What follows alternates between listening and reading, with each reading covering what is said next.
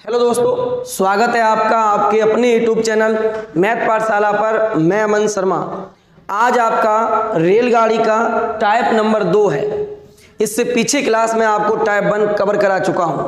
तो चलिए हम लोग टाइप 2 के बारे में कुछ समझ लेते हैं। आज पहले क्वेश्चन से शुरुआत करेंगे।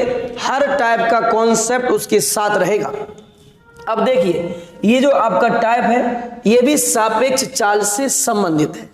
यहां पर एक गाड़ी दूसरी गाड़ी को पार करती है, तो आपको याद क्या रखना है, तो सुनिए ध्यान से। पार करने में लगा समय, पार करने में लगा समय बराबर आपको याद रखना है सापेक्ष दूरी बटे सापेक्ष चाल। सापेक्ष दूरी बटे सापेक्ष चाल।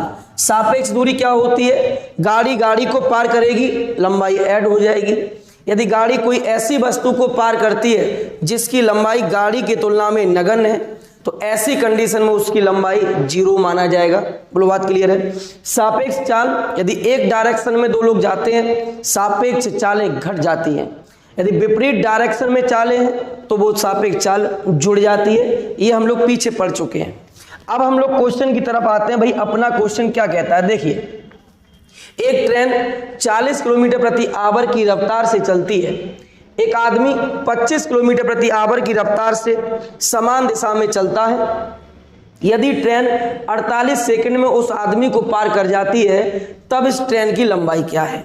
48 सेकंड में पार करती है। अभी हमने आपको क्या समझाया? सापेक्ष दूरी बटे सापेक्ष चाल बराबर समय।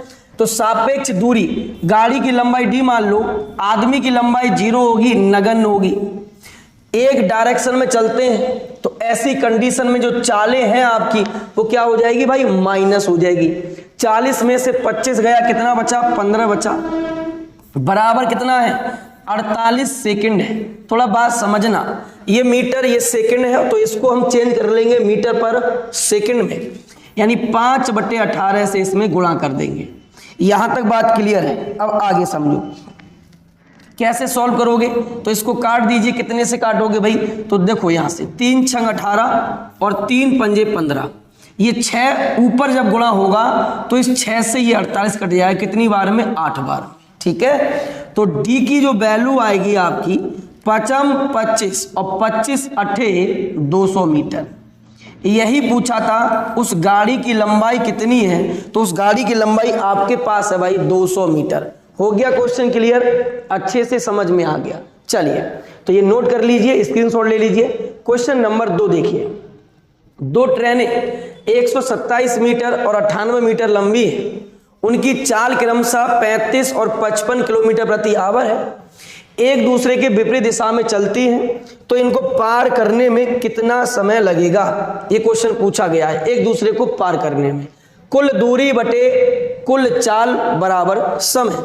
तो कुल दूरी कितनी हो जाएगी भाई? 127 प्लस 98 मीटर और बटे में चालें जो विपरीत डायरेक्शन में जुड़ जाती हैं। 35 और 55 कितना होगा? 90 होगा। ये 90 किलोमीटर प्रति आवर है। मीटर पर सेकंड में चेंज करना है तो 5/18 से गुणा कर दो। इसके अंदर 18 पंजे हो गया 90। ऊपर ये ऐड करने के बाद कितना होगा? तो 8 और 7 15 हो गया, बचा 2।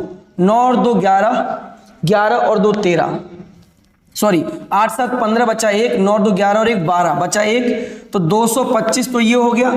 और बटे में 55 25, 25 नेमा 225, यानी आंसर अपना कितना आ गया? 9 सेकंड आ गया। यानी कौन सा ऑप्शन आंसर होगा? तो answer is correct one, C option, 9 second का हो जाएगा आंसर। समझ गए? हो गया क्लियर? ठीक है, अगला क्वेश्चन देखिए भाई। Next question number 3, same question है। क्वेश्चन कहता है 30 किलोमीटर प्रति आवर की चाल से चल रही एक रेलगाड़ी दूसरी गाड़ी जिसकी चाल 50 किलोमीटर प्रति आवर है 18 सेकंड में पार कर जाती है। दोनों ही गाड़ियों की संयुक्त लंबाई निकालो, कितना होगा? अब ऐसा क्वेश्चन आप पीछे कर चुके हैं, तो इसका आंसर मैं आपसे उम्मीद करता हूं आप कमेंट में मुझे बता दोगे, ठीक है ना। चलिए 4 नंबर देखिए, 270 मीटर लंबी एक रेलगाड़ी 25 किलोमीटर प्रति आवर की गति से चल रही है। वह विपरीत दिशा में 2 किलोमीटर प्रति आवर की गति से आ रहे एक व्यक्ति को कितने सेकंड में पार कर जाएगी। अब बहुत आराम से सवाल को समझना है, जल्दबाजी आपको नहीं करनी है। देखिए, सापेक्ष दूरी बटे सापेक्ष चाल बराबर क्या होता है? समय होता है। अब देखो 270 मीटर की तो गाड़ी है, आदमी की लंबाई नगण्य होती है गाड़ी की तुलना में, तो सापेक्ष दूरी तो अपने पास इतना हो गया बटे सापेक्ष चाल। अब यहां विपरीत डायरेक्शन है, चालें जुड़ जाएंगी, तो 25 और 2 कितना हो गया? 27 किलोमीटर पर आवर हो गया। इसको मीटर पर सेकंड में चेंज करोगे तो 5/18 बराबर अपने पास क्या आ गया? पार करने में लगा समय आ गया। ठीक है, अब देखो कितना बचा? 9 दूनी 18, 9 तिया 27।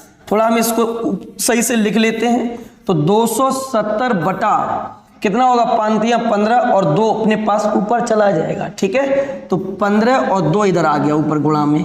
अब काट दो, कुछ नहीं बचा क्वेश्चन में। देखिए कैसे कटेगा? 3 पंजे 15, 3 नेम 27, या 15 से भी कट जाता, 15 से काट दीजिए। 15 एक कम 15, 15 छिक्का 90, तो आंसर आ गया 16 दूना 32।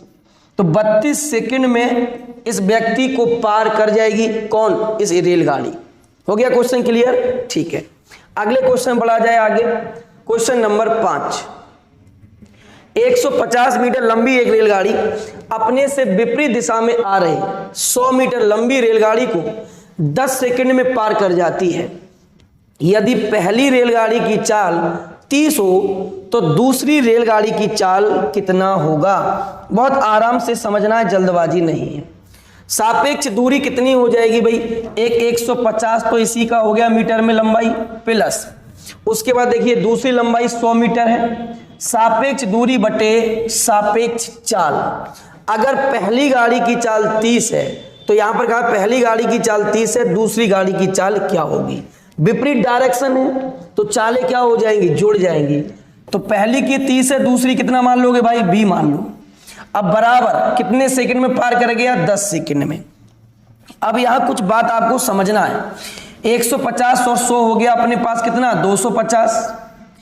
ये 30 प्लस v है, ये अपने पास मीटर में है, बराबर ये 10 सेकंड में है। तो इसको भी आप मीटर पर सेकंड में चेंज कर लोगे। लेकिन यहां आपको एक बात ये याद रखनी है, यहां से आप जो चाल चेंज करोगे मीटर प्रति सेकंड में, लेकिन जो b का मान उसी में आएगा जिसमें आपने माना है। तो अभी हमने b को किलोमीटर प्रति आवर में माना है, तो b की वैल्यू चेंज करने के बावजूद भी किलोमीटर प्रति आवर में आएगी, ये आपको याद रखना है। तो इसमें 5/18 से हमने गुणा कर दिया। ठीक है, अब इसको सॉल्व कर लीजिए। 5 से डिवाइड कर दिया, 5 25 50 बार में, एक 0 से एक 0 कैंसिल हो गया, ऊपर हो जाएगा 18 पंजे 90, 90 बराबर हो गया 30 प्लस अपने पास v। तो v का वेग यानी b आ जाएगा अपने पास, 90 में से 30 गया तो कितना? 60। यानी कौन सा ऑप्शन आपका आंसर होगा राइट वन? 60 इसमें ऑप्शन है नहीं, तो कितना हो जाएगा? 60 किलोमीटर प्रति आवर आपके पास इस गाड़ी की चाल हो जाएगी। हो गया क्वेश्चन क्लियर? ठीक है, नेक्स्ट क्वेश्चन पे आगे बढ़ा जाए। अगला क्वेश्चन देखिए 6 नंबर। 2 रेलगाड़ी की लंबाई में 50 मीटर का अंतर है। 50 किलोमीटर प्रति आवर और 70 किलोमीटर प्रति आवर की चाल से विपरीत डायरेक्शन में चलती हैं। वो एक दूसरे को 7.5 सेकंड में पार कर जाती हैं। उसमें से अधिक लंबी जो गाड़ी है उसकी लंबाई कितना है? बहुत आराम से समझो। अब जितने समय में पार कर जाती है, कुल दूरी बटे कुल चाल। अब देखो, अगर एक गाड़ी की लंबाई d है तो दूसरी गाड़ी की लंबाई d प्लस कितना है? 50 है। कुल दूरी बटे कुल चाल, सापेक्ष चाल। अब यहां पर विपरीत डायरेक्शन है, सापेक्ष चाल जुड़ जाएगी। 70 और 50 कितना होगा? 120। इसको मीटर पर सेकंड में चेंज कर लोगे, 5/18 से गुणा कर दोगे, और बराबर में 7 दूनी 14 और 1 15, यानी 15/2 सेकंड हो गया। ठीक है, अब करो इसको कुछ इसके साथ फटाफट। कैसे कट जाएगा भाई, 6 तियां 18 और 6 दूनी 12, 20 बार में कैंसिल हो गया।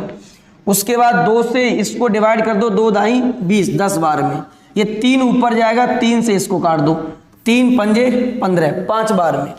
ये अपने पास बचेगा 2D प्लस 50 और बराबर कितना बचेगा, 10 पंजे 50, 50 पंजे 250 यानी 250। तो यहां से 2D की जो वैल्यू आएगी भाई 50 माइनस हो जाएगा 200, यानी D का जो वैल्यू अपने पास आ गया वो कितना आ गया यहां से 100। क्वेश्चन में पूछा है अधिक लंबी रेलगाड़ी की लंबाई कितनी है। अगर D का मान 100 है और दूसरी गाड़ी की जो लंबाई थी वो D प्लस कितनी थी 50, यानी इससे 50 ज्यादा होगी, तो सेकंड गाड़ी की जो लंबाई होगी वो 150 होगी। ठीक है, यानी कौन सा ऑप्शन अपना आंसर बनेगा, option number C is right one answer, 150। अधिक लंबी रेलगाड़ी की लंबाई 150 होगी। चलिए नेक्स्ट क्वेश्चन देखिए, अगला क्वेश्चन देखिए दोस्तों, टाइप नंबर 3 का पहला क्वेश्चन। एक रेलगाड़ी 5 बजे मेरठ से चलकर 9 बजे दिल्ली पहुंच जाती है। दूसरी रेलगाड़ी प्रातः 7 बजे दिल्ली से चलकर 10:30 बजे मेरठ पहुंच जाती है। इस समय में यह रेलगाड़ियां एक दूसरे को पार कितने बजे कर रही होंगी। यहां से कुछ समझना है। देखो भाई क्या समझना है, मेरठ से एक गाड़ी दिल्ली चलती है, लेकिन यहां आपको समझने वाली बात यह है जितना दूरी इसने कवर किया उतना ही दूरी दूसरी गाड़ी ने भी कवर करी है, यानी दोनों ही कंडीशन में आपके पास दूरी है बराबर। बोलो है या नहीं। जब दूरी बराबर होती है, हम जानते हैं दूरी बराबर होता है चाल गुणा समय, बराबर चाल गुणा समय, तो भाई v1 अपॉन v2 बराबर हो जाएगा t2 अपॉन t1। होगा कि नहीं। जब डिस्टेंस बराबर हो तो चालों का उल्टा समय और समय का उल्टा चाल होगा। अब T2 कितना है देखो, 7 बजे चलिए 10:30 बजे पहुंच गई है, 3.5 घंटे का समय लिया। 3.5 घंटे को हम लिख सकते हैं 7/2। यहां तक बात क्लियर हो गई होगी आपकी, ठीक है। T1 कितना है, 5 बजे चलिए 9 बजे पहुंच गई है, 4 घंटे का, यानी 7/8। ये आ गया चालों का रेशियो, B1 है 7 और B2 है 8। ठीक है, क्वेश्चन में कहा गया किस समय ये रेलगाड़ियां एक दूसरे को पार कर रही होंगी। बहुत आराम से समझना, जल्दबाजी नहीं है। अब देखो यहां से पहले आपको ये D का मान पता पड़ना चाहिए कि कुल डिस्टेंस अपने पास कितना है। तो पहली गाड़ी 7 की चाल से 5 बजे चली है और 9 बजे पहुंच गई है, यानी 4 घंटे में पहुंच गई है। तो यहां से कुल डिस्टेंस हमें पता पड़ जाएगा 7 गुणा 4, यानी 7 चौक 28 किलोमीटर का है। यानी जो डिस्टेंस था पूरा दो गाड़ियों के मध्य वो 28 किलोमीटर का है। अब अगर एक गाड़ी 5 बजे चली है और दूसरी 7 बजे, यानी पहली गाड़ी 2 घंटे पहले चली है, वो भी अकेले चली है। अब ये गाड़ी कब आपस में मिलेंगी भाई, जितना सफर पहली गाड़ी ने अकेले कवर कर लिया उसको हटाकर अब जो सफर बचा है उस सफर को दोनों मिलकर जितने समय में कवर कर लेंगी उतने ही समय में ये गाड़ियां आपस में मिल रही होंगी। तो देखिए पहली गाड़ी आपकी 2 आवर तक अकेले सफर तय करती है, कितने की चाल से, 7 की चाल से। कितना कवर कर लेगी, 14 किलोमीटर कवर कर लेगी। अब शेष कितना डिस्टेंस बचा अपने पास, तो आप कहोगे सर कुल थी 28, 14 घटा दो, अब शेष बचा 14। 14 दूरी को दोनों मिलकर जितने समय में कवर कर लेंगी उतने ही समय में मिल जाएंगी। अब 14 बटे विपरीत डायरेक्शन है, एक की चाल है 7 और दूसरे की है 8, 8 और 7 कितना हुआ 15। इतने समय में क्या कर लेंगी, ये कवर कर लेंगी इस दूरी को। तो देख लीजिए 14 बटे 15 को हम चेंज कर सकते हैं किसमें, मिनट में। 15 चौका 60 और 14 चौका कितना होता है, 14 चौका 56। ये अपने पास आ गया 56 मिनट, यानी 7 बजे के बाद 56 मिनट और लेंगी दोनों गाड़ियां आपस में मिलने में। तो आपका आंसर हो जाएगा 7:56 ऑप्शन नंबर डी। समझ में आ गया? बहुत इजी हो जाएगा यदि आप इस सवाल को इस प्रकार से बनाते हैं तब। कोई भी दिक्कत हो मुझे आप कमेंट में बता दीजिए। सबसे पहले आपने क्या ज्ञात किया कि जितना पहली गाड़ी चल गई है हमने वो डिस्टेंस निकाल लिया, टोटल दूरी में से उसको घटाया, शेष डिस्टेंस को दोनों मिलकर कवर करती हैं। जितने समय में कवर कर लेंगी उतने ही समय में आपस में मिल रही होंगी। ठीक है, 14 दूरी बचा है, 7 और 8 15 हुआ, 15 की चाल से 14 को समय में 56 में तय कर लेंगी।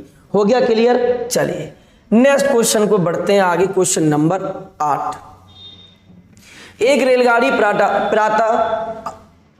Question number 8। एक रेलगाड़ी प्रातः 8 बजे दिल्ली से चलकर 12 बजे अंबाला पहुंचती है। दूसरी 5 बजे अंबाला से चलकर 10:30 बजे दिल्ली पहुंचती है। किस समय एक दूसरे को ये पार कर लेंगी या आपस में मिल जाएंगी? सेम क्वेश्चन था पीछे, आंसर इसका कमेंट करिए कितना आएगा। तो कहता है एक रेलगाड़ी ए मेरठ से 4 बजे चलकर शाम 5 बजे गाजियाबाद पहुंचती है। तो यहां भी सेम कॉन्सेप्ट आपको अप्लाई करना है। दूसरी गाड़ी बी गाजियाबाद से चलती है और 4 साढ़े 5 बजे मेरठ पहुंच जाती है। दोनों ही रेलगाड़ियां कितने बजे एक दूसरे से मिल रही होंगी? बहुत आराम से समझना है। अभी मैंने बताया दूरी बराबर होने पर क्या होता है, v1/v2 बराबर t2/t1 होता है। ठीक है, अब यहां से देखो t2 तो 4 बजे चलिए 5:30 बजे पहुंच गई, 1.5 घंटे का समय लिया है तो 3/2। ये 4 बजे चलिए 5 बजे पहुंच गई है, 1 घंटे का समय लिया है। तो यहां से v1/v2 की जो वैल्यू आएगी आपके पास वो 3 कितनी आ गई भाई? 2 आ गई। ठीक है, अब दूरी तो सेम है यहां पर, तो तुम्हें करना क्या है, पहले ये निकाल लेना है कुल डिस्टेंस कितना है। अब देखिए v1 चाल से पहली गाड़ी कितना घंटे चली है, तो 4 से चलिए 5 बजे पहुंच गई, यानी 1 घंटे चली है। तो कुल दूरी अपने पास यहां से कितनी होगी, तो कुल दूरी अपने पास हो जाएगी 3 × 1 बराबर 3 किलोमीटर की। अब जितने समय में दोनों गाड़ियां इस 3 किलोमीटर के डिस्टेंस को कवर कर लेंगी उतने ही समय में मिल जाएंगी। तो विपरीत डायरेक्शन में है दूरी बटे चाल, 3 और 2 कितना हो गया 5। इसी को चेंज कर लो किसमें, मिनट में। 5 से काटा तो 12 में, 12 3 कितना आ गया भाई 36 मिनट आ गया। यानी 36 मिनट का समय लगेगा क्या बजे के बाद, 4 बजे के बाद दोनों ही गाड़ियों को मिलने में। तो आपका आंसर हो जाएगा 4:36 बजे पर इज करेक्ट वन आंसर। समझ गए? चलिए रखते हैं आज का क्लास यहीं तक, मिलते हैं आपसे नेक्स्ट क्लास में। इसी टाइप को आगे पढ़ाया जाएगा आपको, जिसमें नेक्स्ट कुछ और अच्छे क्वेश्चन लिए गए हैं।